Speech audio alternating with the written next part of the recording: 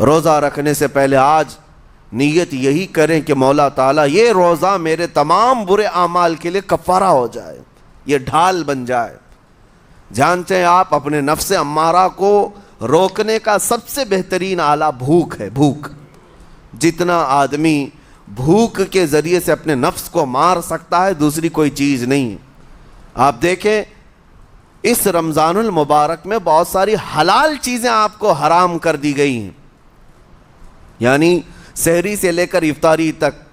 میں یہ نہیں کہہ رہا کہ شراب پینا حرام ہے، نشہ کرنا حرام ہے، وہ تو پوری زندگی بھر حرام ہے، لیکن آپ کو چاول روٹی تو حلال ہے نا، سبزے سیب پھل فروٹ تو حلال ہے، لیکن یہ حلال چیزیں بھی اللہ نے آپ پر حرام رکھی ہیں، روزے کے عالم میں نہیں کھا سکتے۔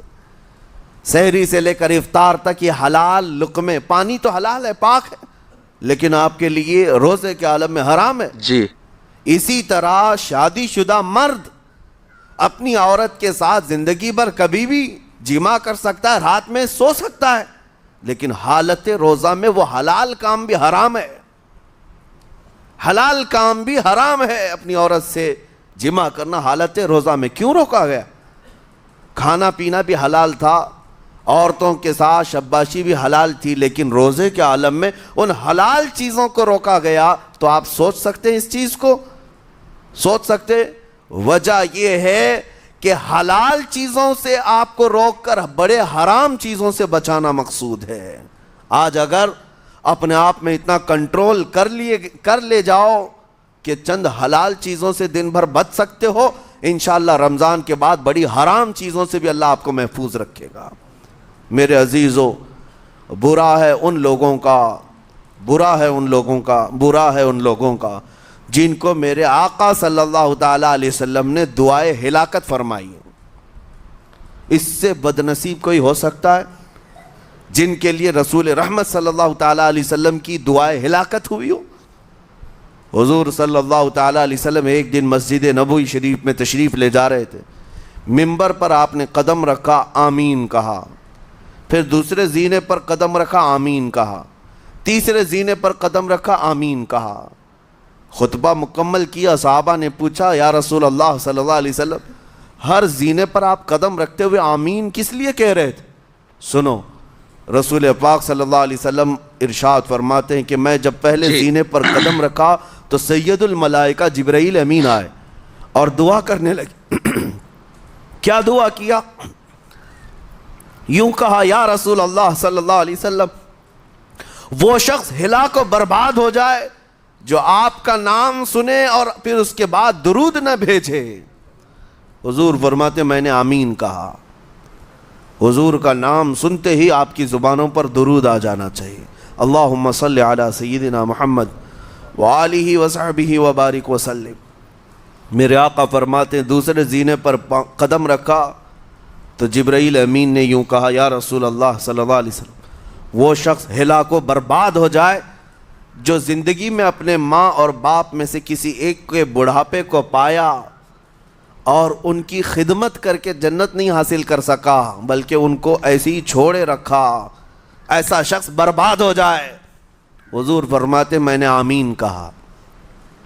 پھر جبرائیل امین نے کہا، تیسرے زینے پر قدم رکھتے ہی میرے آقا فرماتے ہیں جبرائیل نے یوں دعا کی کہ اے اللہ کے رسول وہ شخص ہلاک و برباد ہو جائے جو رمضان کا مہینہ پایا لیکن اس کا ادب نہیں کر سکا، اس کا احترام نہیں کر سکا۔ حضور فرماتے میں نے اس پر بھی آمین کہا۔ جس کی ہلاکت کے لیے جبرائیل امین دعا کر رہے ہوں اور اس دعا پر سید الانبیاء آمین کہہ رہے ہوں، ایسے شخص کی بربادی کا کیا انجام ہو سکتا ہے؟ وہ کتنا بد نصیب ہوگا۔ اسی لیے میرے عزیزوں، مسلمانوں میں یہ رواج ہی نہیں ہونا چاہیے کہ اٹھ کر کے پوچھتے رہیں روزہ ہے کہ نہیں ہے، روزہ ہے کہ نہیں ہے۔ مسلمان ہے تو روزہ ہے، اور یہ کوئی آپشنلی عبادت نہیں ہے کہ 4 رکھ لیا 2 نہیں رکھا، آپشنلی نہیں، یہ فرض عین ہے۔ ایک روزے کو چھوڑنے کا گناہ فرمایا گیا 600 سال تک اسے دوزخ میں رکھا جائے گا، 600 سال تک۔ یہ معمولی چیز نہیں ہے۔ اور جن کے پچھلے روزے قضا ہو چکے ہیں معاف نہیں ہوں گے.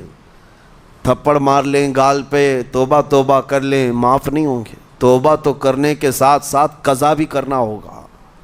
جب موقع ملے سال بھر میں اپنے چھوٹے ہوئے روزوں کو واپس کرنا ہے. اس کی اہمیت میں آپ کو بتا دوں، ایک روزہ اگر جان بوجھ کر کے کسی نے توڑا یا چھوڑا تو جانتے ہیں جی اس کا کفارہ کیا ہے؟ اس کا کفارہ یہ ہے کہ اس کے بدلے میں دوسرے دنوں میں 60 روزے کنٹینیو رکھے. رمضان کا ایک روزہ پورا کرنے کے لیے 60 روزے رکھنے پڑ جائیں گے. ہاں اگر کسی عذر کی وجہ جی سے، کسی تکلیف کی وجہ سے چھوڑا تھا، بیمار تھا یا سفر میں تھا بے شک. یا تکلیف کی شدت تھی، اس وجہ سے روزہ چھوڑا تھا، تو اس کے بدلے میں ایک روزے کی قضا ایک ہی روزہ ہوگی. لیکن بغیر کسی عذر کے، شہوت کی وجہ سے، نفس پرستی کی وجہ سے توڑا تھا یا چھوڑا تھا تو پھر 60 روزے رکھنے پڑ جائیں گے. اس سے اندازہ ہوتا ہے کہ ایک روزے کی اہمیت کیا ہے رمضان کے. اسی لیے میرے عزیزو، یہ روزے آسان ہیں، جی روزے آسان ہیں، اس کو رکھ لو. اس کی جزا بہت بڑی ہے، اس کی جزا بہت بڑی. ویسے بھی آپ دوسرے دنوں میں لیٹ ناشتہ کرنے کے بھی عادی ہیں. ممبئی والوں کا تو حال یہ ہی ہے، 12 بجے کے بعد 1 بجے 2 بجے تو ان کے ناشتے ہوتے ہیں. دوپہر کا کھانا تو شام 5 بجے ہو رہا ہوتا ہے. بس وہ ناشتہ اسکپ کرنا ہے. دوپہر کے کھانے جو آپ کے ہوتے ہیں اس سے اور تھوڑا ایکسٹینڈ کر لیں تو افطاری کا وقت آ جاتا ہے. کوئی بہت بڑی دقت کی بات نہیں، کوئی بہت بڑے اللہ بوجھ اللہ. کی بات نہیں، آسان ہے. آج الحمدللہ ہمارے 5 سال 6 سال کے بچے روزہ رکھ لیتے ہیں، تو بڑوں کو تو اللہ نے جو طاقت عطا کی ہے، روزہ ہرگز ترک مت کرو. ویڈیو میرے بھائی زیادہ سے زیادہ اس ویڈیو کو شیئر کرنا اور اپنے بھائی کو سبسکرائب کر لینا اور ایک پیارا سا لائک کر دینا میرے بھائی. تو چلیے اگلی ویڈیو میں ملتا ہوں.